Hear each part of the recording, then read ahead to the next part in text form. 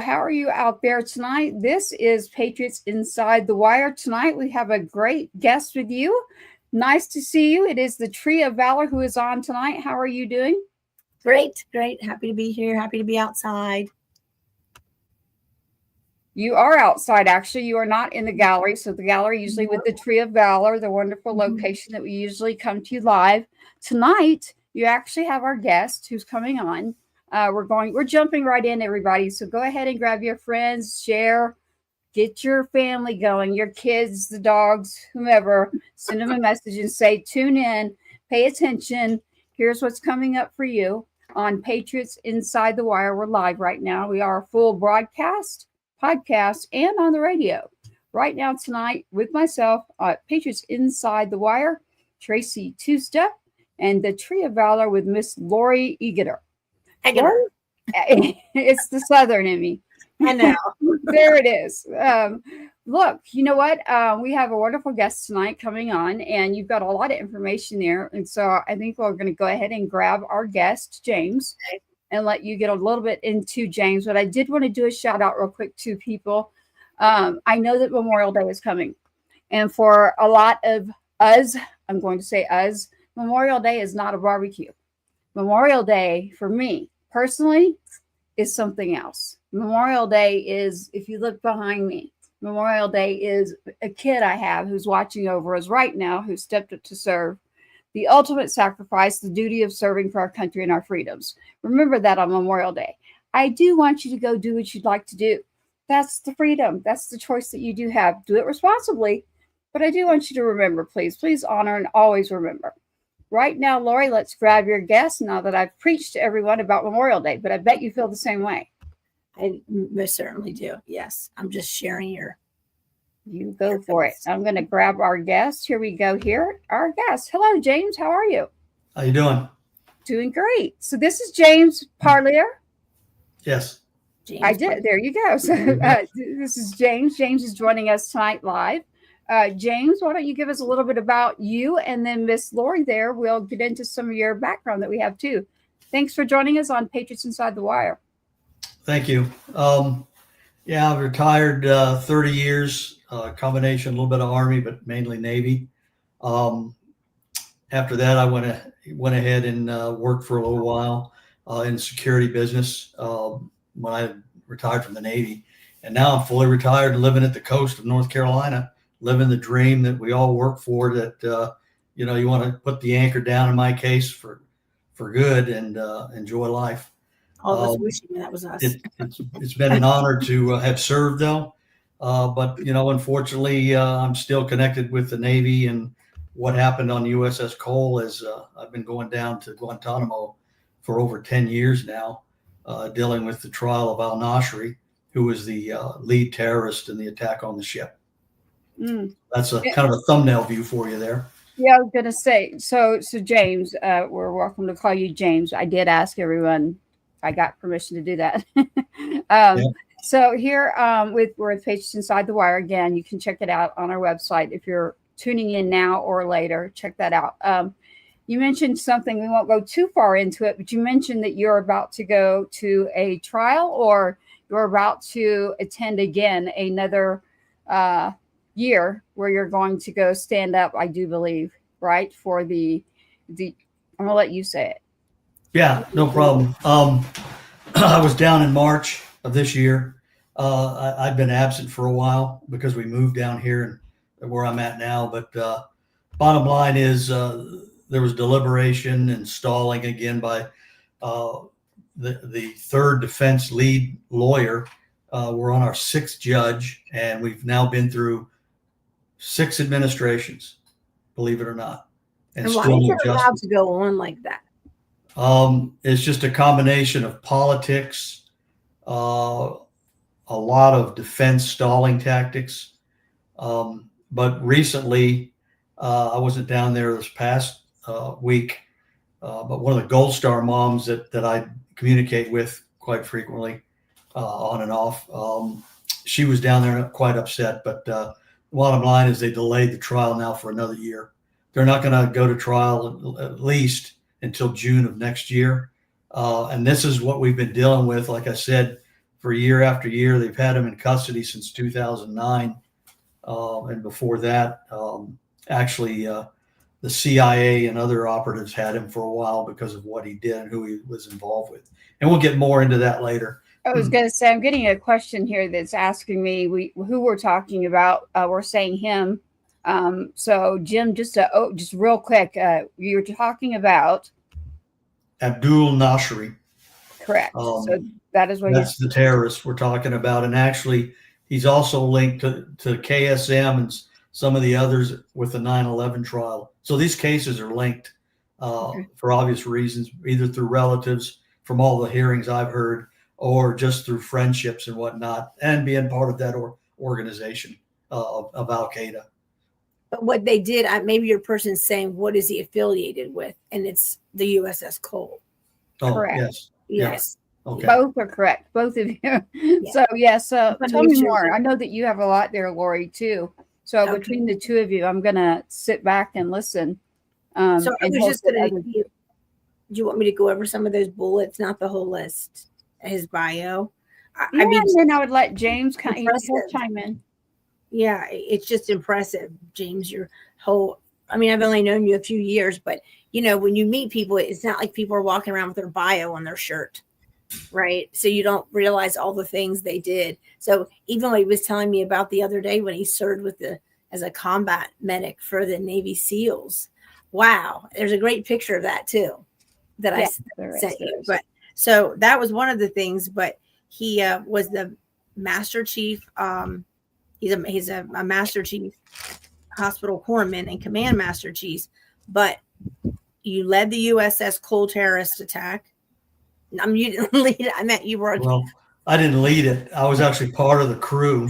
Yes. That sounded so wrong. I don't want to take credit for that. That crew helped save the ship and their shipmates. So yeah. Yes. Yeah, I needed to make sure. I'm so sorry. I didn't mean that. Deployed during Desert Shield and Desert Storm. Served aboard the USS Nimitz. Is that correct? And Theodore Roosevelt. Yes. And the USS Leader. You also did 2 special warfare units in Scotland. Just one, Naval Special Warfare Unit 2. Yeah. Oh, it's called okay. And you supported NATO ops in the Baltics and former Yugoslavia. Yes. Also, wow. So one of the things you told me the other day on the phone was you volunteered for a lot of different things that were difficult because you knew it would help you. It's not like you wanted to gain attention, but you wanted to get rank. I wanted to be challenged as well, but some old chiefs had taught me in senior leadership that you take on the most demanding jobs. Sometimes that means the most dangerous jobs. And you're not asking for promotion or medals. It's just because, you feel like you could do more for our service in our country. And that's how I felt. Right. The reward comes with just time. And if it comes, it comes. It doesn't. But I'm not out asking for that. Let me back up a second here if I can. So James Parlier is on with us tonight. You are a veteran. Can you tell us, so it's Navy is the branch that you've served in and you're now retired. And what was the rank? Is Chief Master Sergeant? Was that your rank? It's called Master Chief, but I was a Command Master Chief when I retired, which is like a Sergeant Major in the Army or a Marine Corps. Got it. And then the USS COLE. So the USS COLE and your experience with it, Lori will get into a little bit more of that, but I wanted to make sure that everybody understood that we are on tonight with veteran James Parlier, who has served within the Navy for quite some time. And as he just corrected me, it's Master Chief. I said it backwards. And so you go on ahead. The USS COLE is a big part of tonight. And then, of course, all of the things that you're doing as well. So we found quite a lot going on there with you. And that's the list there that Lori has. So sorry, Lori, I wanted to make sure that was fine. I just said he's a veteran and I should have led literally with that. So thank you for your service again. And I'm watching the people out there and paying attention. So what I watched the other day, have you seen the new it's like a documentary about Osama bin Laden? And I was watching it and I need to watch it again, but from my recollection, they were going back in time, but and I'm sure if I'm wrong, someone will tell me, but I didn't see where they mentioned anything about the USS Cole, which the USS Cole and September 11th. Yeah. Yeah. They're connected. People are Absolutely. connected, right? So I immediately thought of you when I was watching this show, because I was looking for that. I was looking for other pivotal things that I thought they would, add to that, and they didn't. And I want you to remind people, because a lot of people very well might not know. We keep saying USS Cole and they don't know what we're referring to. So if it's something that you're able to talk about, the actual incident. Yeah, I'll get into that. I think I'm going to start back when I first came in, as far as just hitting highlights. I'm not going to get into great detail, but I think, obviously some of my first experiences was the Marine Corps as a corpsman. That was initially my first sea duty, as you could say, for us in the Navy. And I served as a junior corpsman with division. I was a grunt corpsman, as they say. So I served with 2nd Battalion, 2nd Marines for a little while. We did a lot of operations up in Norway and Baltic areas, but mainly up north. And back then, what's interesting was they were worried about Russia invading Finland, going in that way. Well, if you look at history today, look what we're looking at again. This is back in the 1980s, okay? But what happened was that they needed volunteers for the MEU, it's a Marine Expeditionary Unit, to go off the coast of Beirut with the medical battalion. There was opportunity there, so I did that, and that's when I witnessed what happened in 1983 in Beirut. I wasn't boots on the ground when it happened, but I was able to still somewhat be involved with that whole situation. And where the similarities are with that and with Cole is, back then, the Hezbollah and the Hamas terrorist groups were involved with the bombing of the Beirut barracks, which killed over 275, mainly Marines. There were soldiers and corpsmen too, but and the technology, the low-tech technology they used was similar to what they put in that boat, or that IED in the boat for Cole. So it's amazing how history's connected like that. Right. And that's just something from my own experience that I learned. And that was through the trials, after comparing to what I saw in close to the mid 80s in 1983 then. But anyway, I did other platforms. Like I said, I was an aviation. I became an aviation medicine corpsman.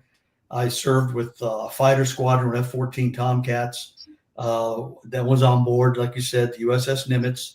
Took her around the world because she was transferring from East to West Coast, where she is now. And ironically, she's getting ready to be retired after this deployment. She's an old ship. And then we transferred our squadron, transferred over to the USS Theodore Roosevelt. And I finished that up, and then I decided to go to independent duty corps school as a corpsman, still a corpsman. And I would eventually wind up in Desert Storm and Shield on an old 1949 minesweeper out of Charleston with 3 other minesweeps. One of them was a brand new one. And we were involved, obviously, with Desert Storm and Shield. We operated mine training out of Abu Dhabi and Dubai, in places you hear of even today, before the war actually broke out. And that was like 0:30 in the morning in January of 91. We're being woken up. Hey, we got to head north. It started. And that's when the invasion happened. And so we did mine sweeping operations up in the northern Persian Gulf, near the Falaka Islands, somewhat near some of the Dura oil fields, which is near Iran. So we ran into those guys. And as a matter of fact, we had Iranian gunboats. This was our initial part of being threatened after us. They were coming in after us, and thank God we had a British frigate screening our area, HMS London, and she was able to get in there fast enough to ward off them attacking us, because this a minesweep, in case you don't know, is all wood. And the reason Yeah, that why, was my next question. Sometimes I hate being the civilian in the room because I'm like, I no, don't that's know all right. what people are And talking the reason about. why is because the wood doesn't give off a magnetic signature like a steel ship or a metal Okay. ship. Because So what's an Saddam actual Hussein mine? then had a combination, not just the old, like you see the World War II contact mines with the little feelers out on it, Yeah. but he also used what they call bottom mines. Some of them were the size of a car. And the whole thing about it isn't the explosion itself or contact that damages the ship. It's the bubble. The bubble reaches the keel of the ship and breaks the back of the ship and sinks it. That's how that technology works. So our job was to go out there and find these mines. So anyway, we had that involvement with the Iranian gunboats, Dura oil fields. We had seen where the SEALs went in and took out there was like machine gun nests up on these different platforms, and they used It was amazing. They used plywood to protect themselves as a shield. I mean, you get just traces of just devastation. But we made our way. We transited to the USS Tripoli, it's an amphibious ship with the Marines. Okay, and they mainly have helos, and we had to lead her up into what we called Indian country, which is obviously actually a hostile territory near now the coast of Iraq, as well as some of the islands there. So it was like 3 a.m, and you felt something, 3 or 4 a.m, and you knew something exploded. Next, we're being all woke up on a little mine sweep. We only have 80 people on this thing. It's only probably about a couple 100 feet long. It's not real big. It's like a tugboat size with equipment on it, like I said, to find and cut mines and blow them up. So we went to general quarters. The Tripoli had hit a mine, and where the mistake was made, it was a real screw up, was here you had 3 minesweepers following this big ship when we should have been in front, probably hunting mines. Right. Because there was the minefields, we didn't know where they all were, So anyway, we're looking for bodies. There's the place that was damaged on the Tripoli, luckily didn't kill anybody, but there was fuel oil all in the water. We didn't know if anybody was blown overboard. We were looking for people. And then finally someone got the wise idea to say, hey, the evaluator, that's the person that looks for mines in the operations room, probably needs to be in there looking for mines. And sure enough, man, when they got into their GQ station for that, we were right smack in the middle of a minefield. So now, we go to a different, what they call mine condition for actively seeking mines in a minefield. And Tripoli had to anchor right where she was. And that was early February of 1991. So we spent quite a bit of time while they're doing damage control on the ship, making sure she see where there's not any other damage that would keep it from going back south to be repaired. Now, how much time period is that? What is the time By the period? time it happened, we're talking within 24 hours. We're looking for mines. All right, we've got EOD coming up in the area because they're the ones that actually dive on those bottom mines. That's dangerous to set them off. But we had to try to lead her out. Well, we got into some positions where the mine sweeps, when we were looking for mines, washed each other's sonar out. And then you don't see nothing. You're blind. Well, once we got that straightened out, as we're hunting mines, all of a sudden, somebody on our port side sees a contact mine, 500-pound contact mine. And then our XO screams out on what they call the 1MC. It's the mic system on the ship. Brace for shock. We're all going to die. Now, can you imagine? Okay, everybody's got to be topside when we're in mine condition 1 like that. All right. Because the theory is on this small wooden boat that, if it gets blown up, you might get blown in the air and you might survive. But the chances are that's not going to happen. You're probably going to be dead. Because a 500-pound mine on a small minesweeper like that, it probably be pretty much devastation. Blow you up. But I'm back there with one of my buddies, Dave Garino, and we're looking at each other. He was an RM1, man. And, this is it, And then we see one of our rib boats coming, and we're screaming at him to get away because we don't know if we're going to What's a red boat? Yeah, it's just a small boat basically. Oh. And the guys that saw that mine, including the XO, said it was within inches of hitting our hull. We were just, by the grace of God, survived that. I mean, it was that close. So there's number one in the Persian Gulf, that whole area of James Parlier surviving a near miss. Okay? This is why I call him a cat, Tracy. Whenever I So, talk about James, I call him a cat. so we got her out of there finally. EOD, well, the minesweep escorted her out. One of them had to be called away. There was 3 minesweeps there helping, but the Detroit, I believe it was sent up north because the Princeton actually hit a mine, hit a bottom mine, and it cracked their keel. And so they were floating, but they were in bad shape. So the droid had to go up there and lead her out so she could go get fixed or go back bound to Bahrain, just like Tripoli was going to go to Bahrain for ship's repair. But once we got her out of there, EOD came in and we had mapped out pretty much the minefield. And so that's when they went in and we got to actually witness some of those mines being set off. It was incredible watching the big splash, obviously, like you see in movies of these EOD guys. And that's a dangerous job, man. I can't imagine going down there with an active mine. But when we got to talk to them later, we actually got to meet up with them.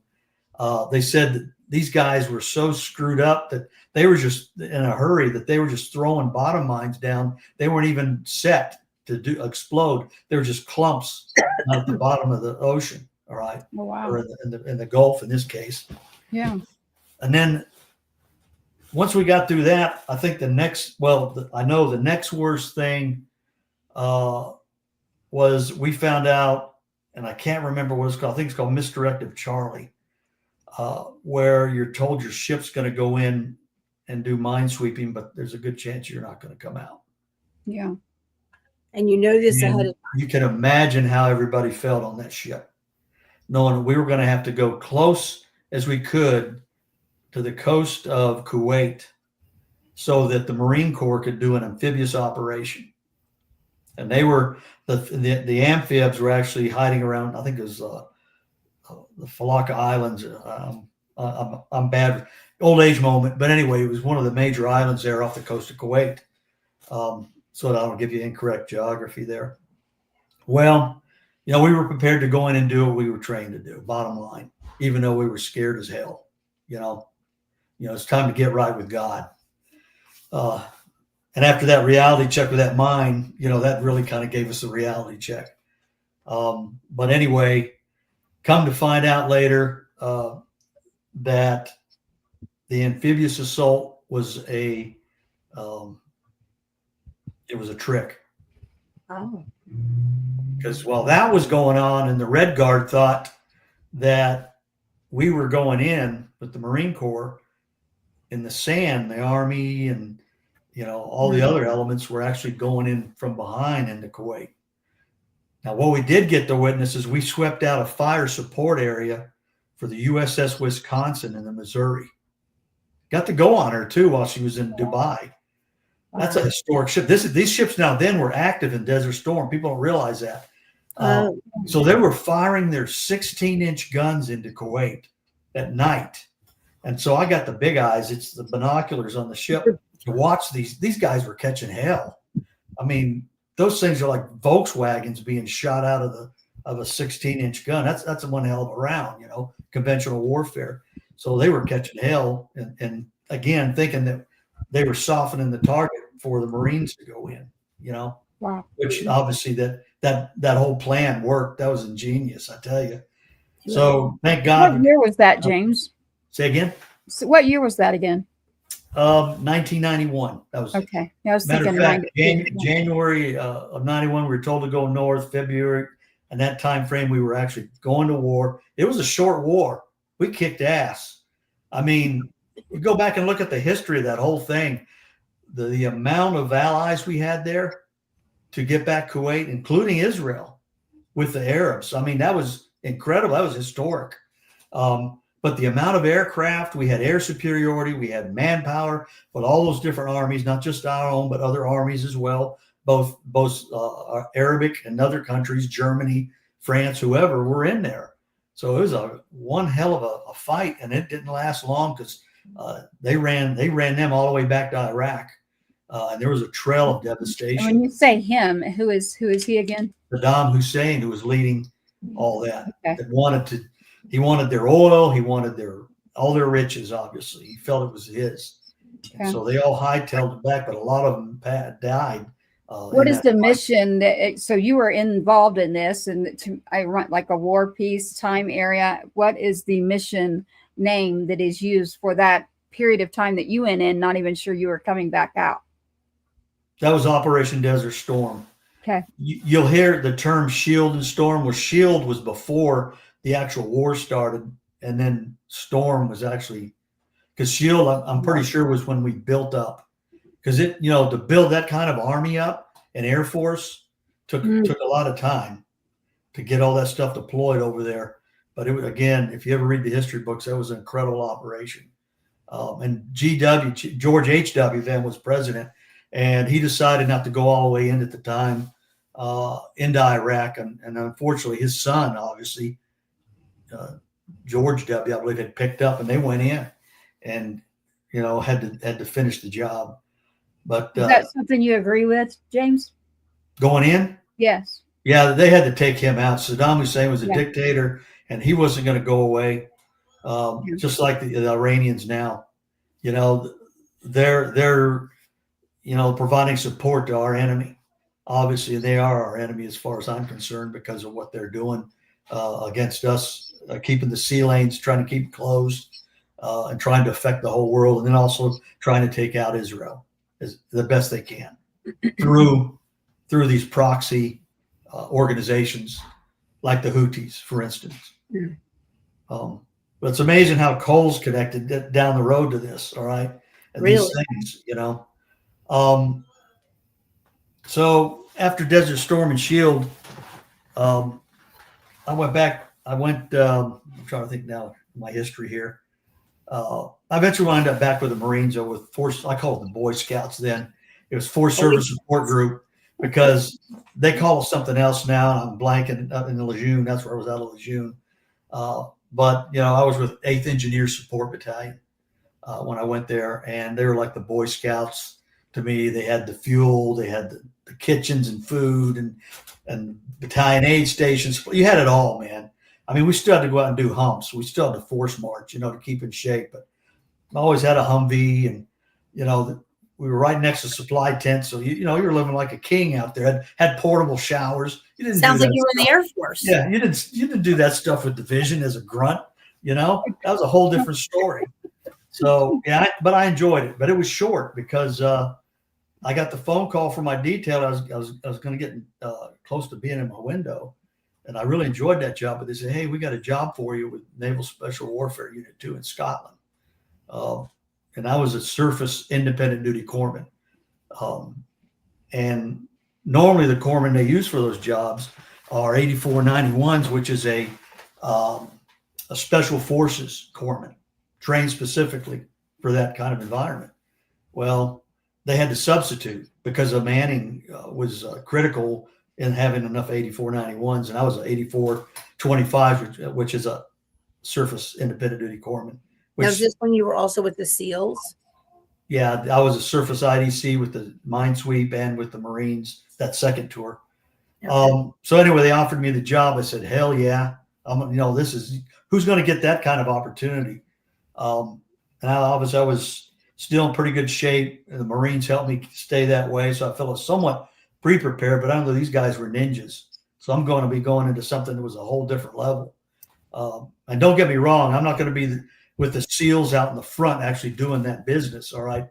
My job basically was going to be support with that unit in the rear. So wherever they would go to do an operation, I would set up rear medical support if anybody got hurt, whether it was training or real world. Okay.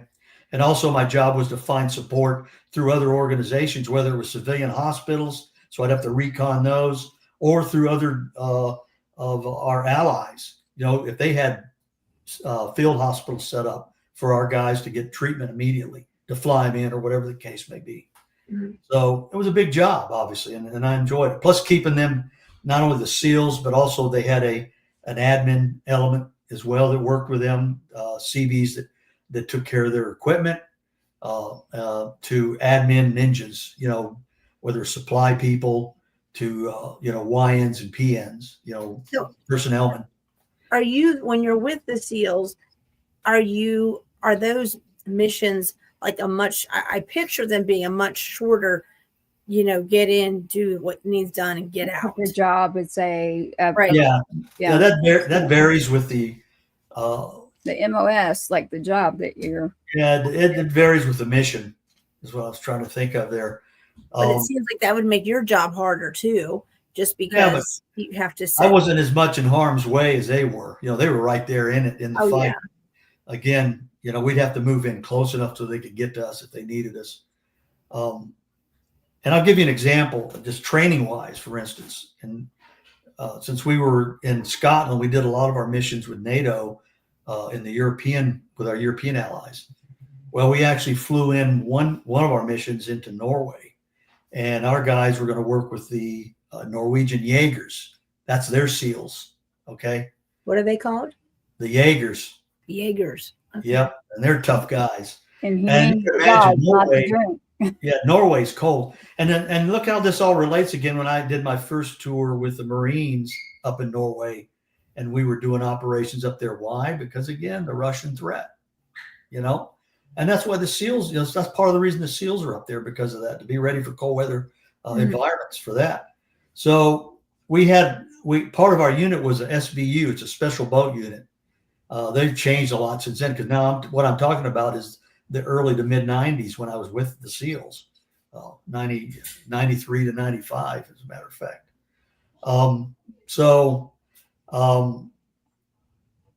I was in the rib boats, and those things will really beat you up. They're actually the small or a medium-sized boat with armament on them. And what size boat are we talking about? I'd say 20, 30 feet long. Okay. They're pretty good sized rib boat.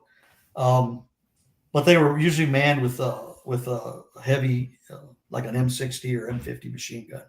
Okay.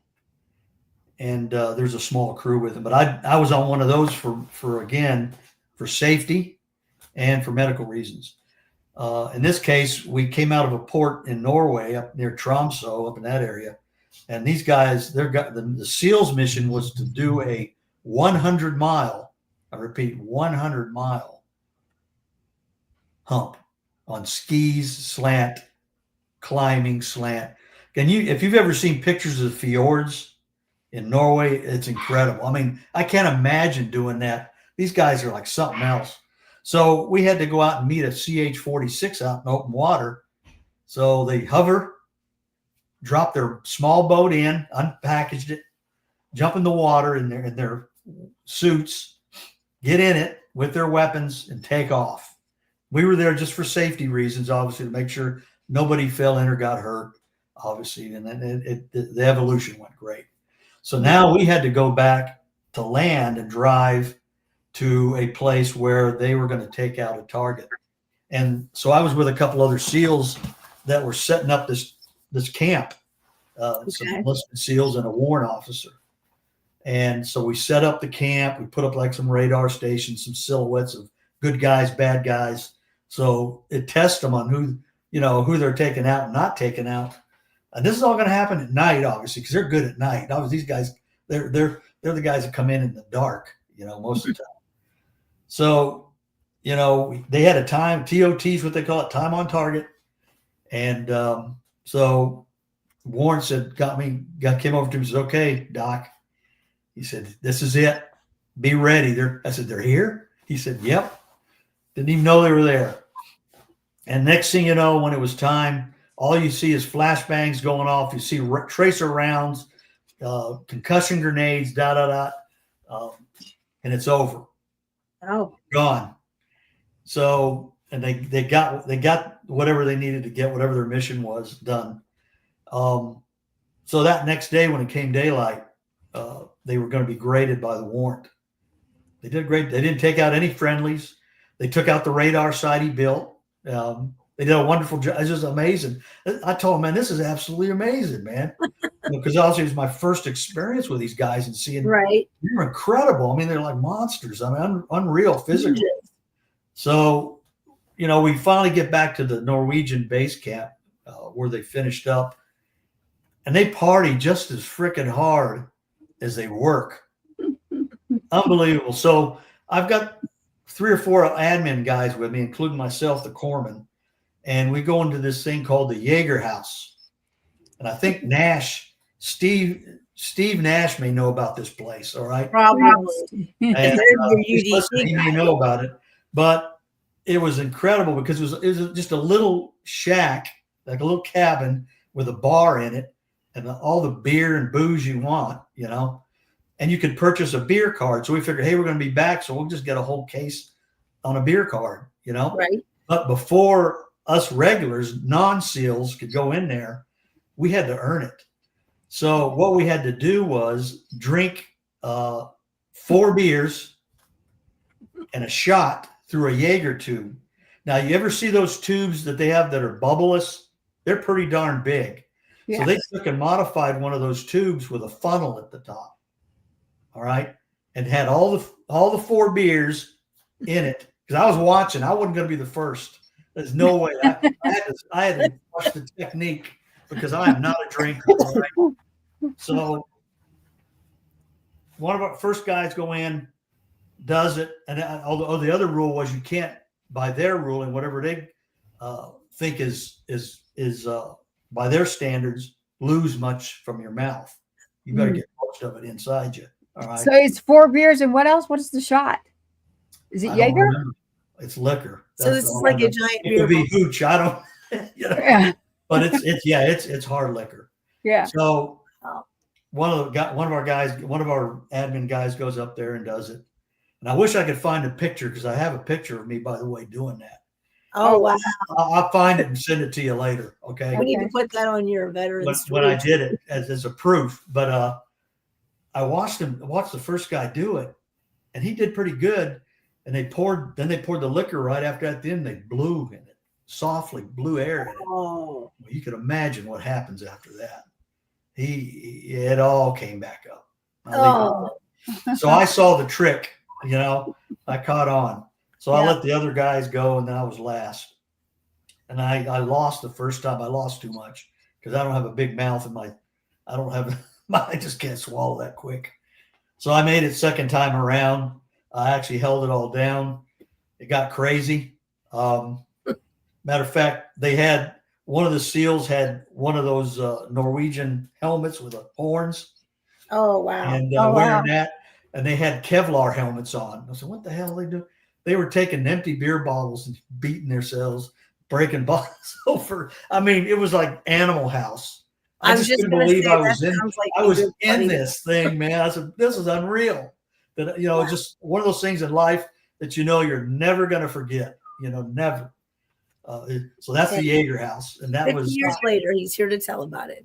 But anyway, so you got to see what they call a sea story from us sailors. Yes, yes, we've actually not heard any story like that. So, but the thing I have to say, leave with that is I obviously have the utmost respect for our special operations guys and what they do. But serving with them like that, I learned quite a bit, and they got me in the best shape I'd ever been in my whole life because we actually got to go out on ocean swims, weapons quals, the whole 9 thing. And it was an incredible experience. Well, you don't want to be a liability. So you knew that you had to. And I made some good friends. I mean, over the years, I've stayed in touch with them. As a matter of fact, with my speaking engagements that I've done all these years since COLE, I went out there for about 7 years to Spec War Command out in Coronado. They had me flown out there to be part of the Chiefs initiation at the time, those years, and they what they call the season when we make Chiefs. So yeah, that was interesting to say the least. Special ops. I made Master Chief on shore duty out of Naval Hospital, Pensacola.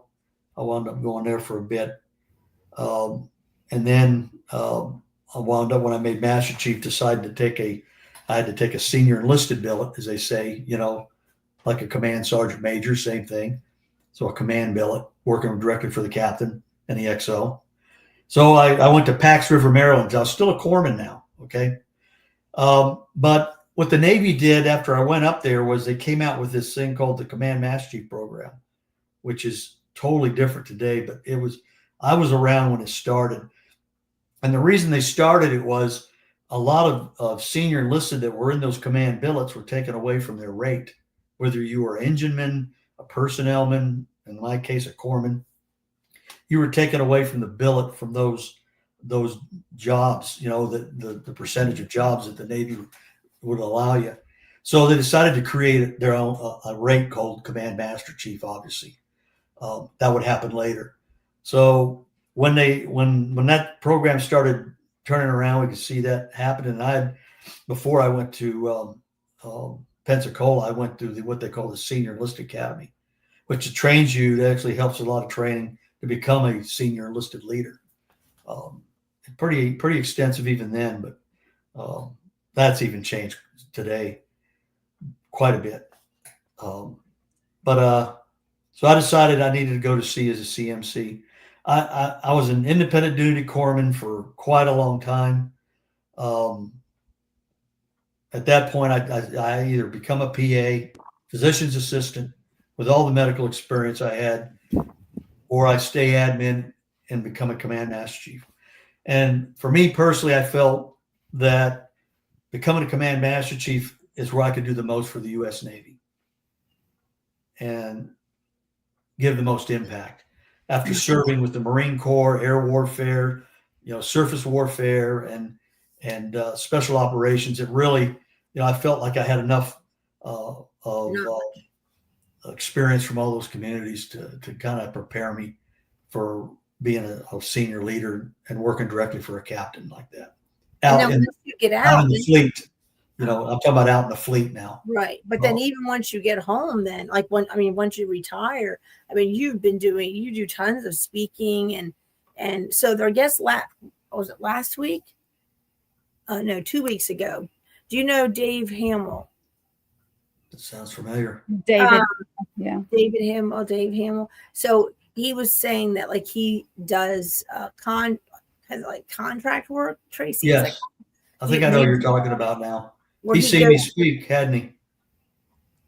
Yes, I'm sure he did. Yeah, but he goes out, he'll go to Fayetteville and different places, and he's the I don't know what he's like the enemy. There's a different word for it, obviously, than that. But he said he could be the mayor one week. He could be, but it's.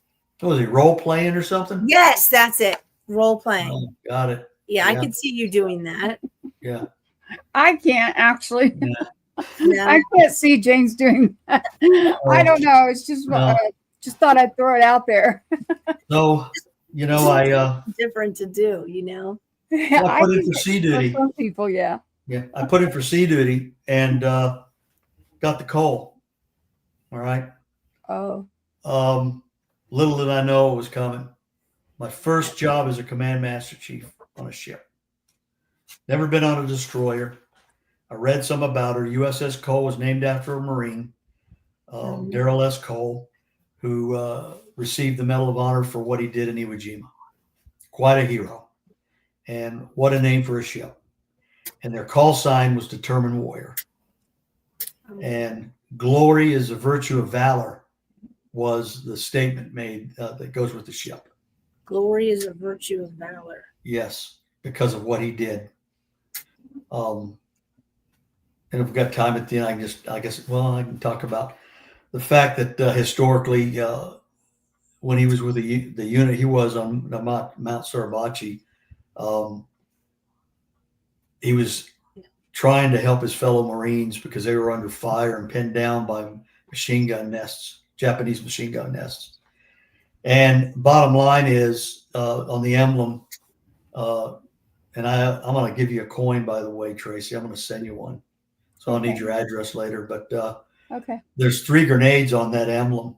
And it took 3 grenades that he used to take out those nests before he was mortally wounded.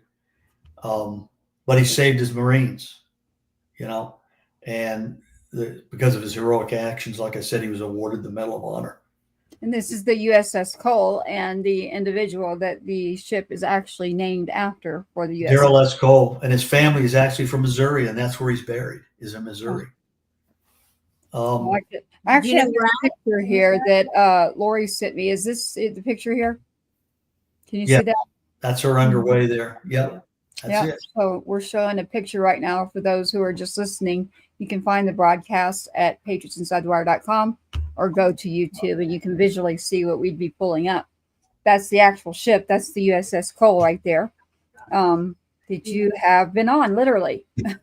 Yeah. And you're still involved. So not only have you served and done quite a lot, actually, you're very active still in staying inside of what is continuing to make sure and advance our freedoms and the protection of all of us for like a trip you're about to take, for instance. So you stay involved. You didn't just get out and decide, I'm retired, I'm done.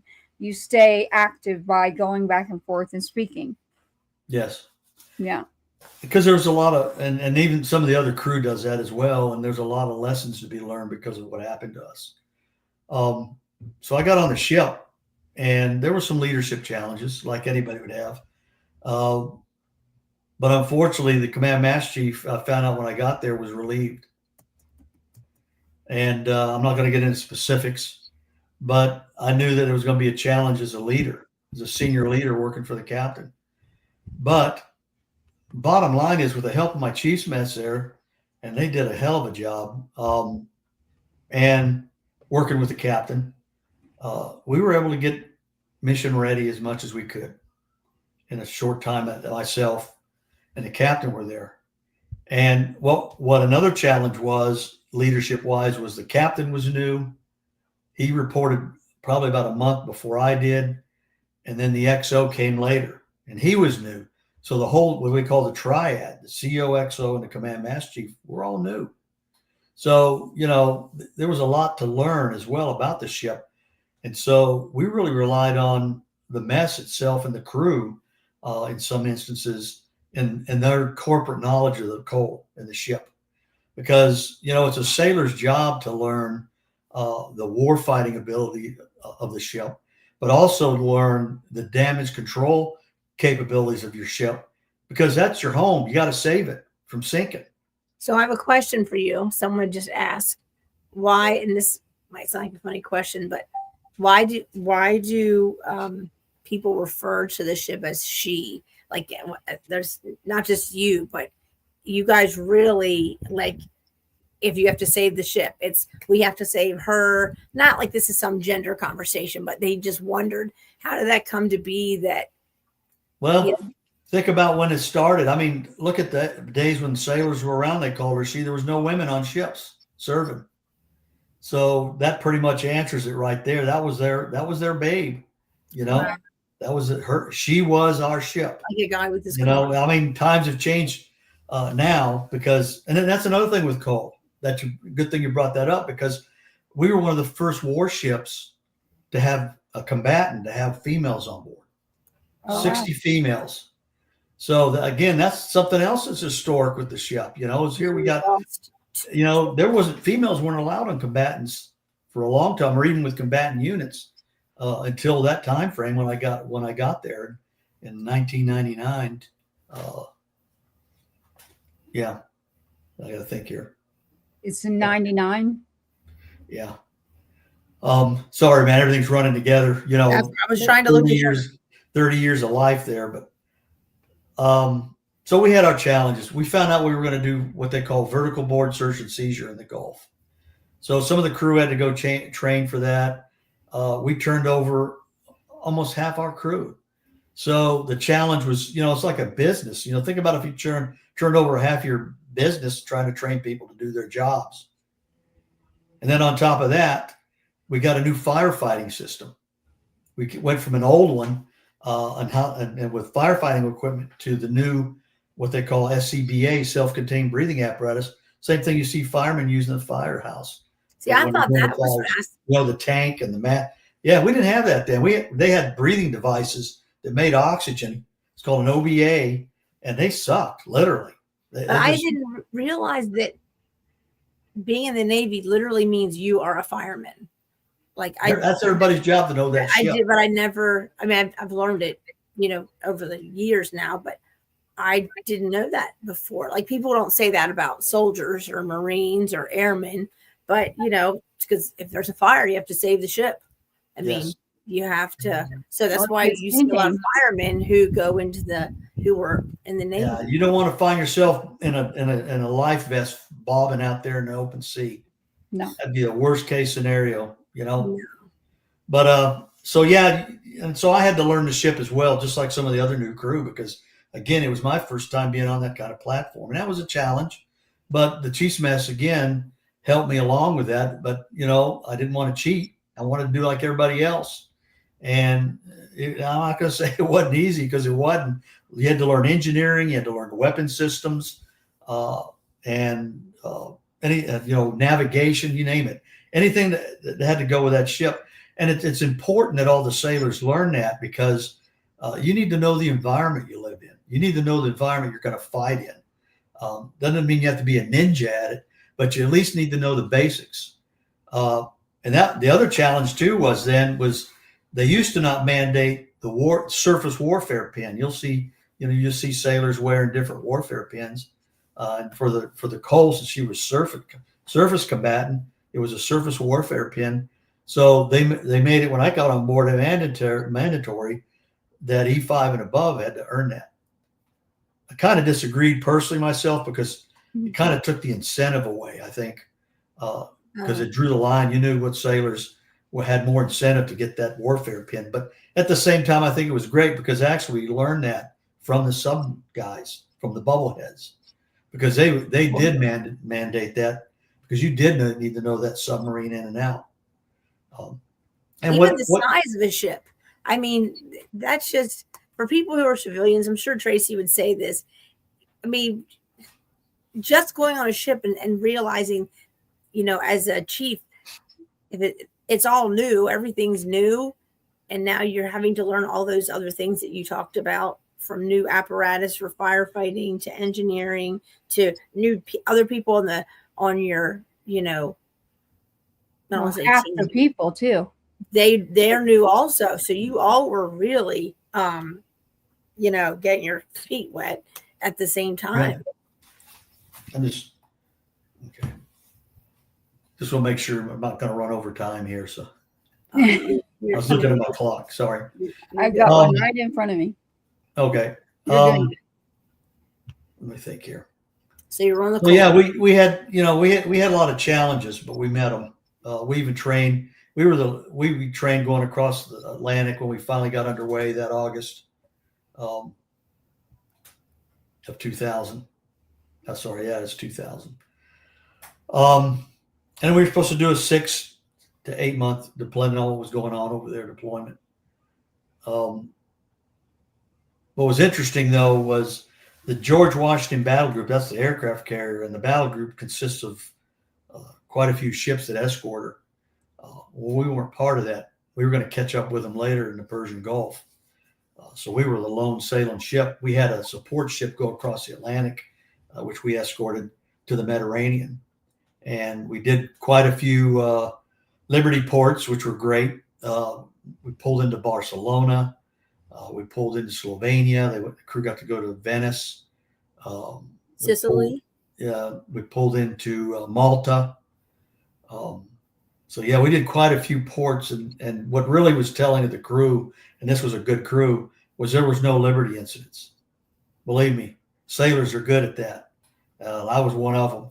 So when I was young, when I was a young sailor. But bottom line is, we did that, and then we had our first taste of the real world.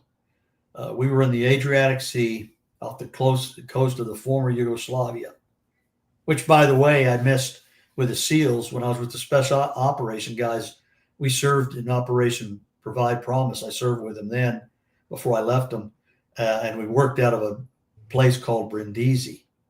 And the whole thing was we were trying to do missions in the former Yugoslavia, which is now segregated into different countries because of the guy named Milosevic, who was doing ethnic cleansing, if you remember in history. So here I am years later winding up in the Adriatic, same guy trying to escape Yugoslavia. This is life. You know how this, some things in life just come around. A weird feeling. Man. So that's why I explained that for a minute. It's something that I missed. So anyway, so we're out there monitoring the coast with a MARG is what they call it, Marine Action Response Group, basically, which is some amphibious ships as well as combatants. And we got a report that there was a white unmarked ship ahead of us up in the area monitoring this our battle group. And it's not flagged. So in the rules of the road at sea, it's called rules of the road, a ship like that is considered pirate. Oh. Here we go to general quarters. We were instructed by the senior leader of the group to intercept her and figure out what it is. So we did. We intercepted. They didn't at first response. I think after the captain made some threatening remarks on the radio, they put up a British flag to identify themselves as British, obviously, ship. And so then, by then, instead of us doing the vertical board search and seizure, which is, small boats go over to the ship and board her to inspect it, someone else took that over, and we were told to go ahead and disengage as much as I can remember. So who took it over? Just another ship in that battle group took it over, because we were actually due anyway to outchop from the Mediterranean inchop to the Fifth Fleet in the Persian Gulf, and that's why we were told to go ahead and leave then after that, and so we did. I remember, and I'm just going to hit highlights of this before the attack. So I remember going into XO's stateroom with our ISC or IS-1 then. He had the intel reports. He's an intel specialist to get intel on Yemen, because we were instructed that we were going to go into Aden Harbor and refuel and take on about 250,000 gallons of fuel, which is quite a bit. So there was no indications in the intel reports of any threat. Now, afterward, come to find out that there have been multiple Al-Qaeda attacks and presence of Al-Qaeda in Yemen. All right. Big threat. You didn't know. Amongst other things. There was also indicators through an operation, which I learned over the years through this trial and whatnot, Operation Able Danger, which our government tried to hide. Basically indicators of not only a boat's operation, but a plane's operation. Oh. Yet in those days, there was no sharing of information between the agencies, CIA, FBI, NCIS, Navy Intel, whoever. Okay, whoever. So crazy. So here we go. That morning of 12 October 2000, we're setting off the coast. We did our sea and anchor detail. The briefing had been done in the wardroom. So we're making our way in, and see, one of the luxuries of being a command master is you can walk around the ship and see what's going on. And man, it seemed like those tugs that were escorting us in seemed to really be in a hurry to get us in there. And then the captain got in an argument with the pilot, because they have a pilot go on the bridge to lead us in, to direct us, because they know the terrain and everything going into the harbor. Mm-hmm. Excuse me, where they're going to put us. I get a drink for a minute. Hold on. I'm getting dry here. So the captain was adamant, Kirk Lippo, that we were going to pull in starboard side, not port side too. And what I mean by that is the right side instead of the left side, starboard being right, okay? For civilians that understand that. So the reason why he wanted to pull starboard side too, or right side to that pier in the middle of the harbor, was because if something happened, obviously one of the things, thinking as a captain, he can get the ship underway without tugs. Plus, it saved them a lot of time anyway, getting the heck out of there once we were done refueling. There's a husbanding agent on the refueling pod. It's out in the middle of the harbor. Okay. We're not pier side by land. We're in the middle of the harbor. Got to give you a picture with the right side of the ship next to this refueling station. And it was concrete, not real big, but big enough that people could go on it. And there's a little shack on it. And so they hooked up the refueling lines, and the quarterdeck was being set up. It's always set up when we go, and we're pier side, no matter where that is. And I see Fireman Mooney. He's actually got the quarterdeck watch, and he's the only one up there, by the way, armed with a 45. So we have nobody with any other armed weapons up topside. Now, little did we know, all this training we did to do vertical board search and seizure before the attack, that Osama bin Laden had asked KSM, Khalid, and Abdul al-Nashri to be head of two different operations. KSM, the plane operation, Nashri, boats operation.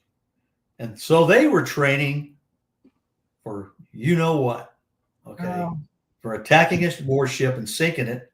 And the reason why is because when Al-Qaeda attacked the embassies in Nairobi and Kenya, we retaliated by sending in Tomahawk missiles off our ships into Afghanistan. This is the late 90s, okay? Because those Al-Qaeda attacks then killed hundreds, including Americans in those embassies. Mm-hmm. So because we retaliated and took out those training camps and all, bin Laden wanted his revenge. So that's why he came up with the boats and the planes operation. Getting a clear picture here. And this is all stuff I learned in court too, okay? Not just reading, all right? Right. So, and you do have a lot more in court. Frank here. And he says the attack on the Cole was one of the main teaching points when he went through the anti-terrorism course in the spring of 2001. Absolutely. Yeah, it was part of their big part of their course. And I'm going to cover the lessons learned after I talk about this. Yeah. Well, so Nashri was the planner and a financier. He was a rich Saudi-born terrorist. And I'm going to tell you what makes him different from the other five with 9/11. Those 9/11 guys, when they go to trial, they are in their Muslim outfits because they're extremists because of religion. Whereas all these years, Nashri's come to court, and that son of a bitch is sitting up there in a damn regular clothes. Oh. So it tells you a lot about him as a man in a terrorist organization, that he's in it for money and to kill Americans. Whereas the extremists like bin Laden had their own reasons and wanted to declare war on us. And where is he at right now, Frank? I'm sorry, James. He's being Nashri is with the other five down in Guantanamo, right at the detention center. Right. They're not prisoners yet. Just living the life down there. Detainees. Well, kind of. But yeah, they've been down there for Nashri's been down there since 2009. Meaning like of what should have actually happened to them, right? I'm with you. You know what I'm saying? I'm like with you. trying to be as nice He as should I be can. dead. Everybody else associated with this attack is dead already. That's great. And the family members. He's the only living guy left from the Cole attack. I think they're just waiting. I think that's why they're just messing around with the whole thing. They're just waiting. So do you go then every year to make sure also and stay aware of the time is coming up every year and it's a trip? Yeah, Tracy, it's hit and miss. There's actually a roster of Gold Star family members and crew members, and everybody's given a choice. But unfortunately, a lot of people have their lives. They can't just drop because the trial dates move they're so flexible that you can't plan around them. Yeah. And it costs money. The first one they covered our cost down there. After that, you got to pay your way to DC to Andrews Air Force Base to get flown down there. And that can be quite expensive over time. Believe me, I've spent a lot of money as some others, coal crew survivors and Gold Star family members. It's so not only emotionally, but financially it can be taxing. All right. You do get put up by them, and I'll take that much, and you get some per diem, to feed you, but still, in the long run, the travel, I don't know where you're coming from. The price to get there and whatnot can add up really quick. And the time away from work. Yeah. So anyway, to get back to where I was, so Nashri had put together a team, and part of that team was the two guys that were gonna, be the guys in the boat with the IED in it. Then you had another guy who was supposed to be in another building there in Aden, Yemen, to film it for recruiting. And then he had his senior members on board in a house that he rented. And the thing is through all this trial, they connected everything to Nashri by receipts and his alias. He had several aliases. All right. The boat motor, at one point, they tried to put the boat in the water when the USS Sullivan's came in after they modified it. And it had a combination of TNT and plastic explosives. The same stuff that they used in Beirut. Same low-tech technology. Very similar. But anyway, the boat sunk. They put so much explosive in there, it was so damn heavy that they had to pull it out. And it was very obvious because they couldn't just pull it out with a trailer. They had to get a crane. So there was witnesses to all that. There were some boys that saw it. There were some people that stole the engine and the battery in there and actually saw discolored water in the boat, realizing there was something that shouldn't have been in there, which it was the explosives that was discoloring the water. So the USS Sullivan's got lucky. That it sank right there at the beach, didn't make it, but this time they're going to get it right. They modified the boat again, took it back up to that safe house, put the boat together again the way they needed to with the right amount of explosives, they figure, to do enough damage to try to sink this ship and kill as many Americans as possible. That was their goal. So that day, after we pulled in, I'm going down below now to my office and realize I've got a meeting. And there's a line, chow's being served. It's chow time. And they were cooking chicken fajitas. And I heard some of the engineers say, "Hey, we're going to get out of here early." Thank God, that was a crap hole we were in. I mean, that was just a third world piece of crap. That place was bad. You could sense it. So I made my way within 5-6 minutes past ground zero, right near the galley. Within 5 to 6 minutes of that boat setting off the IED, back to a room to meet with the XO and our MWR rep, which was Petty Officer Garcia. And didn't take long. Right after we had that meeting, you feel an 8,500-ton ship, over 500 feet long, lift up out of the water, settle in. It was deafening. And then all of a sudden, just total silence. And the XO got on the IVX phone. It was dead. Little did we know that 3/4 of the ship had no power, and we had this 40-foot wide by 60-foot high hole in the side. All 4 main engines weren't working. We lost 2 of the 3 generators that gave us power. So most of the ship was darkened. The potable water tanks were ruptured or contaminated. Fuel oil was spilling in the ship. So there's a possibility of the ship catching on fire. We have no weapon systems. We have no communications. We're disabled. We're crippled. You saved your ship. The XO tells us to pass by word of mouth to go to general quarters. So this high-tech billion-dollar warship now is down to doing everything manual. All we've got is our gunner's mates and anybody what they call a SCAT team, small caliber action team, were manning their stations and armed. because we didn't know if there was going to be another attack, obviously. And at the same time, I had made arrangements already with the corpsman, the actual dock on the ship and the baby dock, to go ahead and man the aft battle dress station. We had one aft, the back end of the ship. We had a battle dress station forward, and there was a main battle dress station in the middle, right near the galley and the mess decks. And it was damaged so bad that the corpsman couldn't use it. Because didn't it hit like where? It hit the galley. It just wiped it out.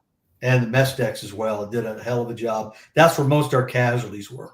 So you were just there. You were just there 5 minutes before. Yeah, but now, now you've walked around. Some of the crew are down below in flooding spaces, drowning. It was terrible. I always like to think that they'd all passed away. We'd found out later that it wasn't what we thought, in our minds. So bottom line is we go into general quarters. I've got 20 patients back there, baby doc. Her name's then was Tanika Campbell. She's joining me with a corps instructor named Seaman Sanchez, and we're in triage. I'll tell you, all that training we did with the crew, with the stretcher bearer teams and first aid training that Doc did, paid off in saving lives. We got 39 of the most critically wounded off in an hour and a half. Wow. With no power, and had to jerry-rig the gangplank. And yet the rest of the crew's fighting the ship. They're either defending it or going down below in spaces that were flooding, trying to do damage control. Everybody's trying to do everything they can to be a part of helping save our ship. All right. Because you don't know whether it's going to sink. It was sinking. That's what I'm saying. Taking on water. Yeah. And we were starting to list. And Telltale, for instance, that third night out, after we got the casualties triaged and off the ship and medevac, we really started losing her, like 0 dark 30 in the morning. The XO and captain's getting everybody up. We need to bail her out. We're going to lose her. She's going to list so far that she would be resting on her port side, half sunk. All right. And Al-Qaeda would have had their trophy. So the crew lines up, no kidding, with garbage bags, whatever they could find, going down in these spaces with no ventilation, dark as hell, with battle lantern lights that are weak but hard to see, bailing an 8,500-ton ship out. Now, how heroic is, that's a drive. Anybody says our men and women don't have that drive, they're full of shit. Oh, right. Bluntly. Because I saw heroes there, not only saving their shipmates, but their ship. And that's who we are as sailors. It goes all the way back to that flag I showed you earlier. Don't give up the ship. And that's who they were that night and days after. Those were sailors that did not give her up. And we were going to save her because that ship was America. She was flagged American, and those guys weren't going to defeat us. And so after many, and I wish I could talk on, but I'd take all night. But after many a movie about this, there should be a movie about the Cole. After many heroic actions from a lot of the crew, it was amazing how they saved that ship. It sticks with me to this day, and how the crew came together and saved her. They're heroes. Obviously, they're heroes. For what they did. Having to stay on that ship, because the first day, with the help of Doc and some of the others, we had to put our shipmates in body bags. And we still had, that was 5 of them. We still had 12 others that were trapped in part of the ship, in the ship that we had to get to. We had to wait for support. It took days for people to get there. We were the only ship in that area. The nearest Navy ship was 1,000 nautical miles away. And one of the first ships to come in to give us water, we had no potable water, and AFFF, because that's stuff you fight fires with, to pour down in spaces, was HMS Marlborough, our Canadian friends. And they asked the Yemeni, they said, well, we want to go in the port and help our American friends. And they said, you can't come in.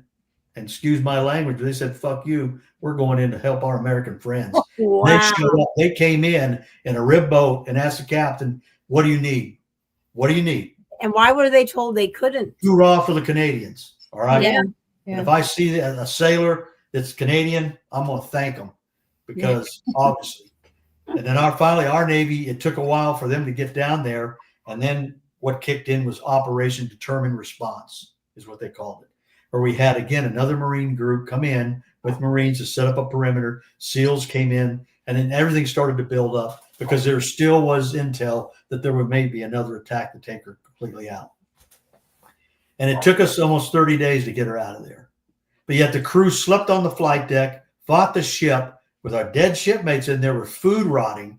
And so the smell was incredible. Flies, we were in a malaria endemic area. So there were so many challenges that they met and they got through. It's just incredible. Like I said, I wish I could to tell more of those stories, but again, I just don't have the time tonight. And you get the picture. Definitely. This crew was amazing. This crew leadership was amazing. I watched the whole documentary about this one time after I met you because I really was so impressed by you and wanted to just learn things about your experiences in the only way that I could, right? And one of the things they talked about was the crew. It was like the people on the ship that I was like the CIA, like U.S. government officials there, just people that I guess I wouldn't have expected them to be there, but they were investigating. Yeah, mainly the FBI showed up. It became a crime scene. They were NCIS weren't people. Yeah, they weren't working together, but they talked about how the only reason there was still a Cole was because of the sailors on the Cole. Yeah, that you saved yourself. Do you still have that picture that you can pop up with the damage? Let me show you what I have. I have the actual. Should be in the shipyard. Eventually, we got it on a heavy lift ship, and it was taken down to Pascagoula where she was built. So I have this one. No, it's another one. You'll see damage. No, I do not. But she can. I do have. I want to make sure we do have several things in here, though. We have your pictures here from Lori. Yeah, from your crew. Yeah, these are all from him, from his crew members. Yeah, there should be one in there. The damage. Yeah. There is. She couldn't load at all. She can only load a certain number of pictures. Yeah, that's when I was with special ops guys. That's a cool picture, but it's interesting because you were talking about what you had versus what came about in technology. So that picture right there, you can literally see what you were talking about. Literally, what I'll do is I do not have a picture of a damaged ship, but I'll get it put out with this episode so that anyone that's paying attention. But what I think is this reminds me of you mentioned Nash earlier, Steve. Like there needs to be like a part 2 and even a part 3.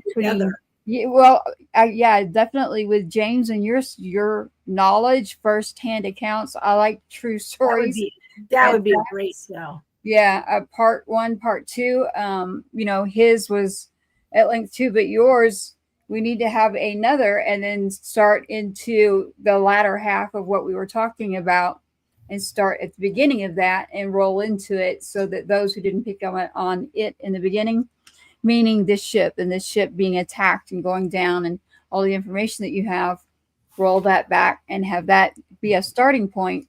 I don't think a lot of people know this. I don't think they have the knowledge. And it's like what you said, Lori. It's like, well, let me find a documentary or something. I love documentaries. But part of the reason that we're here doing this literally is to get true stories from someone like you who's literally been there, boots on the ground, true stories, get the facts out there as you've lived it and served for us. And that truth is what I go by. So being able to get that from you, firsthand knowledge, is incredible. And then there's a book. You got a lot of stories. You've got there's a book the captain wrote called Front Burner, and he actually used that code name when we were in trouble. We had no communications, and he had to use the embassy's colonel's cell phone to call Bahrain and Pentagon to tell them we were in trouble, and that's why the book's called Front Burner. And then there's a short YouTube called Return to the Cole. Something that people want to watch that, especially with the 25th anniversary of this attack coming up this year in October, which is amazing because also we have our 250th anniversary of our country, our Marine Corps and Navy, so it all kind of clashes together, but still, this is an incredible thing to share with the American people because it is a part of our history and will always be, for what I they think did he in came saving back that in ship, their October. shipmates. It Yeah. changed, and what it gets to, like I said, is it changed the way we do damage control on ships, because we learned from how we fought this ship to medically even how we equip these destroyers or other small ships, and some of the techniques, some of the practices that we do on board. For instance, force protection. It sucked then. Now, if you go to a Navy base, they have armed weapons at the end of each pier. Go to Norfolk at the naval base, for instance. It helped create and modify the riverine squadrons. These are squadrons that would go overseas, and they recon ports before ship pulls into anchor. Riverine. Learn how to attack and protect them. Coastal riverine squadrons.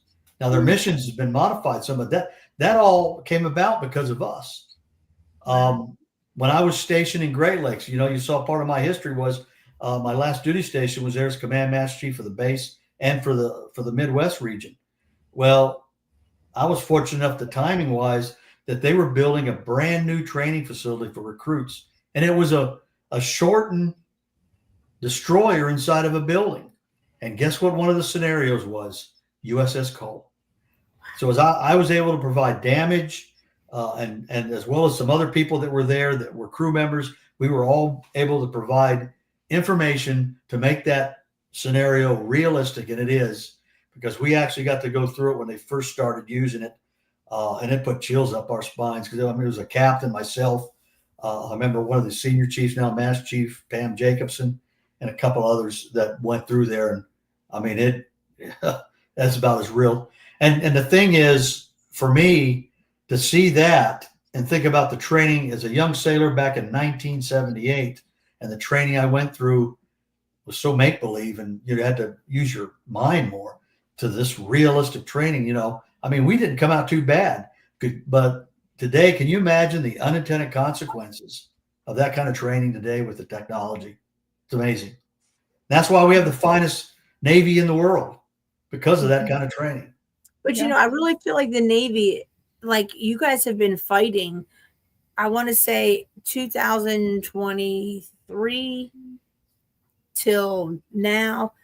I mean, they have been doing so much that no one's talking about. Yeah, they're stretched thin, but they're doing it. They are, but I mean, they should be getting recognized here for that, because they're at war. Nobody just wants to no one wants to say it, but they really are. And the American people, a lot of them may not be aware of how close some of those destroyers almost got hit by drones. Right. That's what I'm saying. From the Houthi rebels in the Yemeni and Red Seas. Mm-hmm. And how they protected Israel by taking out, with our own technology, ballistic missiles that were meant to go into Jerusalem or wherever the heck they were going to send them. Mm-hmm. And the good thing is because you're right, it is combat. And I'm glad to see that they're giving those ships that are involved in being attacked, like recently the Eisenhower even, combat action awards, because you don't know who's going to get hit. And some of them are being attacked directly. Oh, and that's happening for, I want to say like 2023, there was this huge flare up there was dozens and dozens of reports of it. But if you're watching if you're not watching like some back channel military, it's still going on right now. They're over there right now still doing good business. Right. But it's not, no one's talking about it. And people got to realize, well, why should I care? You care over there because they're trying to close down the sea lanes so that goods not only don't get to our country, but other countries as well. And it's not just oil. It's anything that has to be shipped around the world from other countries. Right. Going back and forth. So, that's what our Navy's always been about, is keeping the sea lanes open all the way back to the days of the Constitution. That's what we're all about. Keeping the ports open, yes, in order to get your goods back and forth. Definitely. That's our history. With the Navy, yeah. It sure is. And to carry those Marines around. And Lori, yes. I think with there's OPSEC and all sorts of things, Lori, so there's going to be a lot of people who won't talk, especially if you're actively serving or actively in it. So technically, that's why you don't hear a lot of people talking about it. So Yeah. you will. It's going to OPSEC. end up coming out. Yeah, OPSEC's a big thing.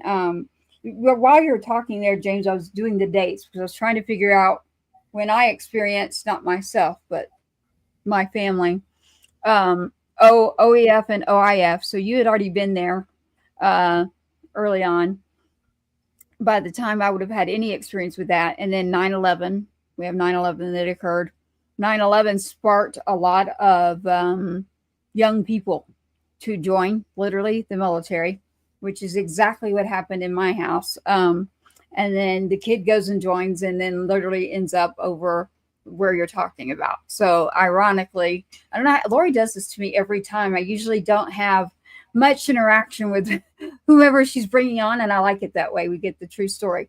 But that actually, so Two-Step, we call him Sergeant Two-Step, ended up where you're talking about, literally. So you go from talking way back and how things come full circle like this, and then you have, you know, you got a kid that's not old enough to drink, but okay, see you later. And I'm like, oh, I don't like this.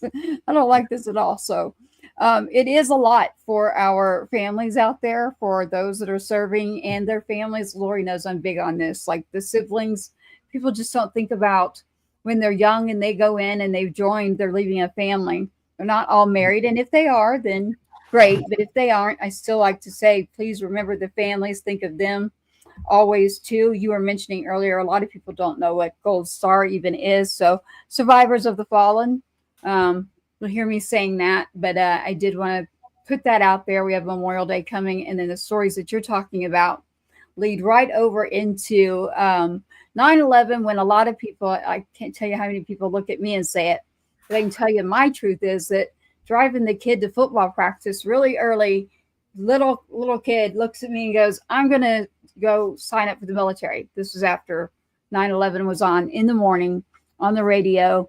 I'm like, what the heck is happening? And the kid in the next day, I'm joining the military. I didn't think it was going to happen, but it ended up happening. So yeah, so you were both on the same train, just at different times. So I'm glad you were there while you were there, and that you're here, that you've made it here, because it's people like you who step up and do what you did and still do, that made sure that the rest of us, we're all going to be okay. If we can work together, we stand up for our freedoms, that what you did by taking that oath, foreign and domestic, to protect us, that's very important. So I definitely want everyone out there to remember that as they're remembering that Memorial Day is on Monday, and then your service and everything that you've done, and the USS COLE, to find out more about it as well.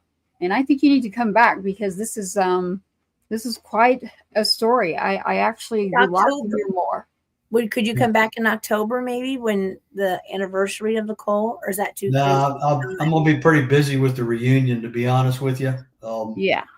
Hey, you know, there's one thing I like to kind of wrap up that the captain and I did when we finally got back here in the United States, and we can talk about the circumstance of that. But voluntarily, the captain asked me, he said, hey, Master Chief, I want to go visit all the 30 plus families of the deceased sailors, husbands, wives, moms, dads, brothers, sisters, whatever the case. And I knew that was going to be a big undertaking, but it was voluntary. The Navy wasn't telling us to do it, but the captain felt that he owed it to them, at least, because of the unique and historic impact of this event and losing their loved one, that they needed to know things. And I felt it was important because I had interaction with the crew and was able, in some cases, to talk to other crew members about the last days of that young sailor's life. And I'm going to tell you, that was the most draining thing next to what we dealt with out there that I had to deal with.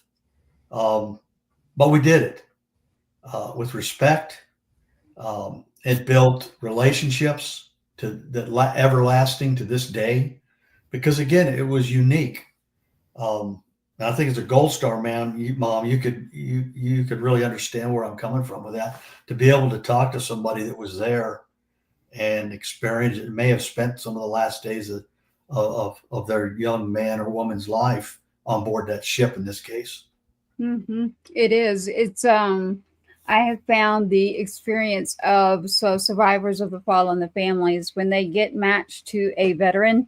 Not only have I seen it help a veteran, it actually helps the family, because you lose a unit, you lose everything. It's like, where are we supposed to go and what are we supposed to do now? We're out. They're gone. You're out. There's no one there. So, and I always, it is like the movies. They do come to your door. I get asked that question a lot. So, that's, I refer to it as survivors of the fallen. Gold Star is the term that you're using.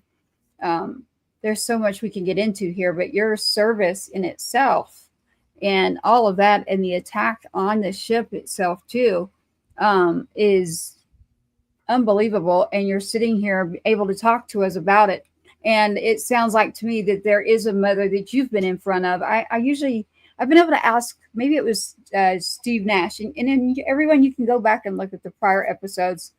We keep bringing up Steve, and that's because he's near Lori at the Tree of Valor, about casualty assistance officer. Did you ever have to do that? Did you ever have to go to a family and say, Yeah. sorry? No, I've been fortunate enough, because I think it'd be so hard for me, but I'm going to tell you, you bringing that up also brought up some other memories of those visits. Is those CACOs, they were key. We would get briefed by the CACO, and you could tell by what they had to tell you what kind of relationship they had with the family, which is very important. You know that. Oh, yeah. So the captain and I would get briefed before we actually went into the house to talk to the family. So we knew where, there were sensitive areas, where to stay, conversations to stay away from, basically. Yeah. I'm glad I didn't have to do it. I mean, I would, but I think that'd be the most difficult thing ever, to have to do something like that. Emotionally, having to suck it up and keep your emotions in and be strong for that family. Yeah. That's a hard job. I can't say it from your side. I can only say it from mine. But from my side, I can tell you it's the worst thing in the world. I had a lot of things happen. It is the worst thing that's ever happened to me in my life, and it's going to be the worst thing ever. So, but I'm good. I want everybody to understand that. I like to make sure that people are comfortable talking about it, or if you need to talk about it, to reach out. The worst thing to do is to shut down like that. I'm not going to lie. Like, I have been someone who, not every day is great. I'm a truth teller. So I have my times too, but I always say, reach out, say hello, just get in touch, hey, I'm thinking of you. We're still here. And with someone like you, James, you're correct. So every time there's a veteran that connects, it's like you have that, your puzzles come back together. So even just having you here with us tonight and meeting you, and then actually each person that Lori has brought in through the Tree of Valor up there, you got some good people there in North Carolina. Definitely. Definitely. We do need to get you back. It doesn't have to be October, because you're right, you'll be busy with the anniversary, but we do need to get you back in to talk more about the USS Cole and get information out. I'd like to talk about the trial too. I think what also needs to be exposed is, and I'm going to share it from my own personal experience, not for anybody else. That's their privacy, but to share the experience of years and years of going down there, and the interactions with the Gold Star and the Cole crew survivors during all that time, and in detail the frustrations, because there's a lot now that I can tell that I couldn't tell before. And we want you to tell it. That's not, and I think it's important to be out there, because the American people, wherever that platform may be, understand what this crew and what this families out there that lost their loved ones are going through. That's very important. Yeah, I don't think it's hell. I mean, you think about, you got somebody in a murder trial that you're waiting to see justice for all these years, and it just keeps being repetitively brought up, and then you're retreading those feelings and emotions. And in the civilian world, that would never happen. They're not healthy. I wouldn't say that, Lori. It does actually. But I mean, for 20 years though. Maybe not 20, but I'd say 9 to 10, 8 to 10, unfortunately. But I say keep the people have to keep going and doing like you're talking about, James. You have to keep on it and keep going. And it's the people that if you keep showing up, Squeaky that's wheel. what we have to count on is each other. But I definitely would love to know more about that subject too. And that's why I think that James needs to come back. And he has mentioned to me before that now, you have the family members that are passing away who've never got to see that justice happen. And that hurts, believe me. But Tracy, just like you said, I want to go in that gallery down there in Guantanamo at Camp Justice, sit behind that bulletproof glass and look out at the defense side and that son of a bitch's face and let him know, like you said, like the rest of us to go down there, that we're not going away, and let the judge know, let the defense lawyer know that we're there and we're there backing up our prosecution team no matter which way this thing happens to go, whether he get death, he get life, whatever the case. Well, why is it he's always able to, that always gets pushed off, like pushed back? Like, what is the reason that they're even allowed to do that year after year after year? Like, as I'm going to talk about that later. Not right now. Oh man, just give me one bite. Just one bite. Well, okay. I'll give you one little example. The first lawyer was Mr. Kamen. He had tried over 100 death cases. He's from Indiana. He's a professor at Indiana University. All right. And he actually got his team to make a joke out of this whole thing.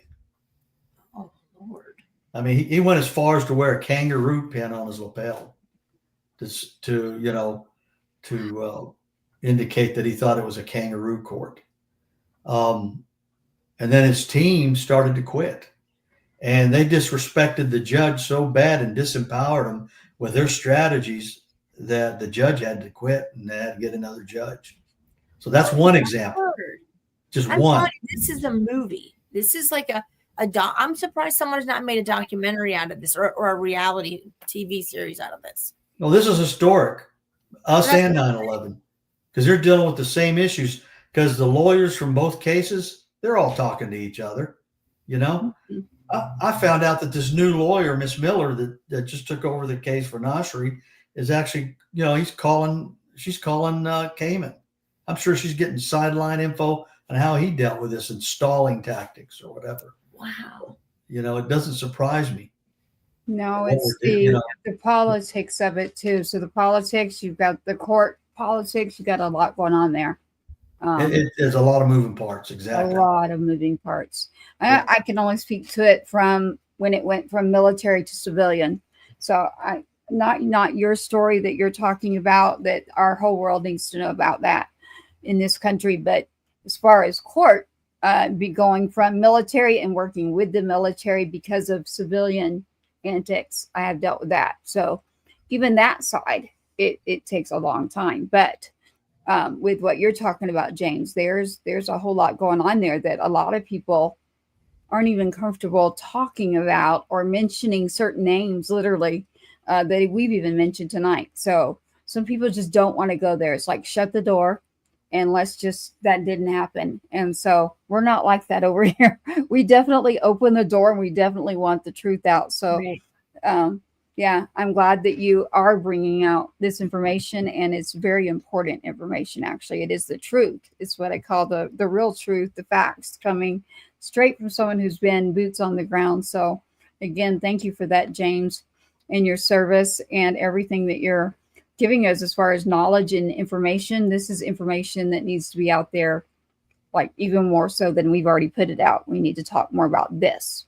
So yeah. I think we should do a second episode where we talk more about this so that everyone else understands that it's even happening. When would you go to trial? Do they have a date? The next pre-trial dates are in November. November. Okay. Mm-hmm. All right. Yeah. So you're busy October, November. So it would have to be, August or September. Drum up the attention to it. Get get it out there Well, November, I'm only going down for a week, so we could still do it even after the fact.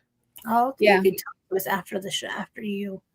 After Well, the- that and just getting the information out beforehand, though, try to drive up the information because it's not really out there in the mainstream media. So, being able to put the information out before it happens, going to court, you'd be surprised. I would hope so anyway. I mean, we can do that too. So, Okay. Bureau's Media Group could do it too on an even larger scale than just our show. So, I'm sure that he would love to actually get it out on his whole network. So, and that's Mr. Adam Bird. I'll shout his name out right now here. So we could actually get him too, and we could get the story out in a large mass so that everybody knows what's going on and get back on and do another show. Okay. Definitely. Yeah, and we got to see the pictures here. So anyone that wants to check it out, patriotsinsidethewire.com, the episode will be there. However, you can go to YouTube. Literally, we do keep it there. And you can check out the show and the different pictures that we did bring up. Did we bring this one up of you? I did not. That's just James. Yeah, that was a few weeks after the attack. Yeah.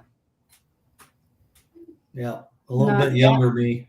Yeah, the younger you. And then I like that picture, though. the pictures here that Let's not forget the 17, obviously, especially with Memorial Day coming up. Yeah, the 17 right here. Lori, I don't know if you want to read their names, but and there's actually also two more also, but they're not on that original. Okay, and then we've again that is your wife. Thank you to her too with your service here tonight with James. Are you able to show that other thing? Yeah, I do. Lori has something that she put together. I'm going to go ahead and I'll play that for you so you can see. Yeah, let's see. Lori made this for you. Let me stop this banner again. You can go to patriotsinsidethewire.com. You've been on tonight with the Tree of Valor and James Parlier. I almost messed up your last name there. Yeah. On tonight, veteran, talking about true stories, real facts, the USS COLE, and ongoing information that you need to know. Here is something that Lori from the Tree of Valor has put together. I think it's specifically for James. Is that right, Lori? Mm-hmm.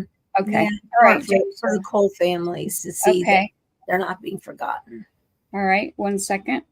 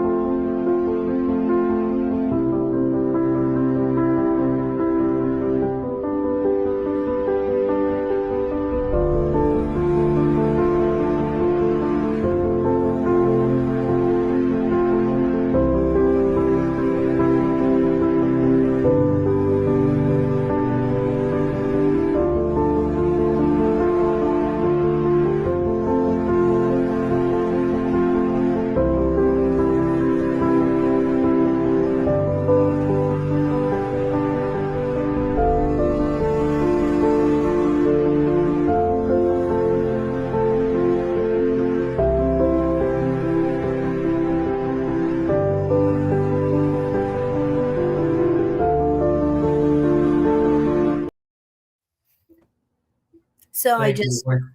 There you have it. I just wanted him to see like the latest place that it was taken. And, you know, for veterans, having other veterans honor you is such a big deal. So I did not realize when we went up there, we didn't go there intending to, it was a surprise to us where we found this veterans home. And there were several World War II veterans there, Korean War. I mean, the World War II veterans were the only ones really walking around. It was amazing. And they wanted, some of them knew about the Cole, but they all wanted the story. And they appreciated the tree is still there. They want they want more trees actually there, but it just means a lot to me when I see veterans remembering the fallen. There's just a whole different feeling that goes to that, because no one understands it like they do. It kind of it brought back memories of when we were with the President Clinton at Veterans Day recognition in Arlington. Mm-hmm. And when he was done with the speech, after he introduced us, meaning the crew and the captain, the XO, myself, that brought back memories of all the vets that didn't leave that that area outside where they do and I can't think of the name of it, but they all lined up to shake our hand. And I'm thinking, these guys are heroes. Mm-hmm. These are the real heroes out here shaking our hands. You talk about something that's sombering. Mm.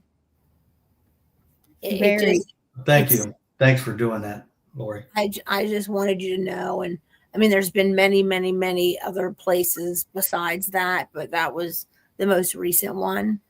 And, World War II veterans, they're not, there's not that many left, right? So they were so joyful, especially that guy at the beginning. I wish I could recall his name, but he has actually written several books. He's famous himself. We need to do a podcast from the nursing home, from the veterans home. But you're welcome to go there. You can do that. Yeah, definitely. They there you go. Yeah, we're at the number and rate at which we are losing our veterans, especially that era. I mean, that needs to happen quick. So we're going to wrap it up here with James. We've been on here with James Parlier, our veteran, tonight on Patriots Inside the Wire. I was about to go there. And the Tree of Valor and say hello to Lexi. Actually, I was going to go there for him. And I was just looking to see who I have in here with Miss Lexi, and it is K-Ben, if I'm not mistaken. Yep, it is. I actually had a picture with and Steve, yes. So make sure we got Lexi in the show, and then I will show James. Only we can end on a good up note here. You'll recognize where these boys might be right here. Oh yeah, Yep, there you go. I like to show on a Memorial Day. That's where some people are and have been and were. And so because we have Memorial Day coming, I just want to remind everybody to stop and take a minute and remember what it truly is about. What would you like to say, Miss Lori, up there? I want to thank James so much for being on the podcast. Now, he has not given us his shout out yet of who he would like to see. I think it needs to be him. Wire. Who else would you like to see on the show? Oh, that's a hard one. You would make a good guest. You would make a good guest, huh? Mm-hmm. I think one of the other crew members. Yeah, I think that would be. And I honestly think probably even better would be a Gold Star parent. Like Ronald. Like Ron. That's exactly who I'm thinking of. Yeah. Yeah, if you could definitely, like, I'm fine. Give a shout out to Ron. It's his turn. Okay, Ron Francis. You're going to give me his phone number when we're done so I can call and see if he can put the key I'll text that to you. I'll text it to you. All right, Ron, they're shouting out to you. So shout out from Lori at the Tree of Valor as you've been on tonight. Again, you can go to patriotsinsidethewire.com. Thank you tonight again to Heroes Media Group and 107.5 The Swamp. And make sure you come to our event next week on Monday night. Lori is shouting to come to the Tree of Valor event next week. It is on Memorial Day in the afternoon and evening time. It's going to be well lit. It's going to be beautiful. While everyone I know has somewhere to go, usually during the morning time, mid-morning time, the afternoon and evening there at the Tree of Valor will be there, beautifully done. Is it Peach? There's an ice cream place there in North Carolina. Factory is actually providing the ice cream. Yes. Mm-hmm. Yes. And so you'll have it all set up and the lights will all be on. It'll be a great place to go gather for anyone that is there. Event for, the local families to come and actually see their loved one be honored on the we call it the lane of honor there. Nice. All right. Well, I'm going to say good night It is James, you did an hour and 50 minutes. There you go. Good job.